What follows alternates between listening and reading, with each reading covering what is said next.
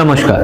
অনেকেই প্রশ্ন থাকে যে শীতকালে ঘন ঘন সর্দি কাশি শ্বাসকষ্ট হয়, এটা হলে কি করা যাবে। প্রথমে এই টাইমে বাতাসের মধ্যে ভাইরাসের চলাচল অনেক বেশি থাকে, পলেন্স বেশি থাকে, পলিউশন একটু বেশি থাকে। এটাতে যাদের অ্যাস্থমা আছে, যাদের সিওপিডি আছে, শ্বাসকষ্ট রোগ আছে, সেটা বেড়ে যেতে পারে। এই রোগীগুলো আমি সবসময় বলবো যে আগে এরকম হলেই অ্যাজ সুন অ্যাজ পসিবল আপনাদের যে হেলথ কেয়ার প্রোভাইডার আছেন, যে ডক্টর আছেন, ওনার সাথে দেখা। বাকিদের জন্য যারা সুস্থ আছেন, হঠাৎ একটু ভাইরাল ইনফেকশন হয়েছে, বেশি ঘাবড়াবেন না। অ্যাডিকুয়েট নিউট্রিশিয়াস ফুড নেবেন, অ্যাডিকুয়েট ফ্লুইডস নেবেন, জল খাবেন বেশি করে, দরকার পড়লে প্যারাসিটামল নেবেন, আর যে ন্যাচারাল পদ্ধতি থাকে কাশির জন্য সেটা বাড়িতে করবে। তার সাথে যদি দেখেন যে শ্বাসকষ্ট হচ্ছে, পেশেন্ট একটু ড্রাউজির মতন হয়ে যাচ্ছে, বা কাশি অতিরিক্ত হচ্ছে, বেশি করে কফ উঠছে বা কফে ব্লাড উঠছে, তাহলে নিয়ারেস্ট ডক্টরের কাছে তাড়াতাড়ি চলে যাবে।